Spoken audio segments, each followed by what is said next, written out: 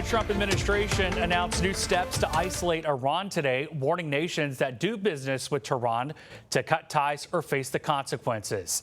The announcement comes amid an escalating trade war with Canada. Natalie Brand reports. Iran's currency hit a new record low ahead of the Trump administration unveiling what it calls Operation Economic Outcast. It is no longer acceptable to operate in the gray spaces of this conflict.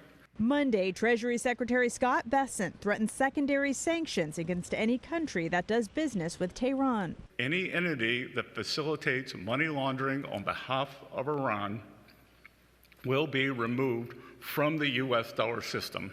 The clock just started ticking. Iran's parliament speaker called the announcement bombast, writing on social media the United States is not in an economic position to further restrict its relations with other countries, while China, the largest purchaser of Iranian oil, earlier said it will do what's necessary to protect its rights. The economic warfare with Iran comes as tariff tensions with U.S. ally Canada have also escalated, with a deal collapsing at the last minute, but both sides leaving the door open. There is a mutually beneficial deal possible here, but it has to be one that respects Canada's sovereignty. Speaking in Maine, Vice President J.D. Vance acknowledged discussions are still happening, even with new 50% tariffs on billions of dollars worth of Canadian goods now in effect. Stop taking advantage of America. It's over. We expect fairness in our trade policy.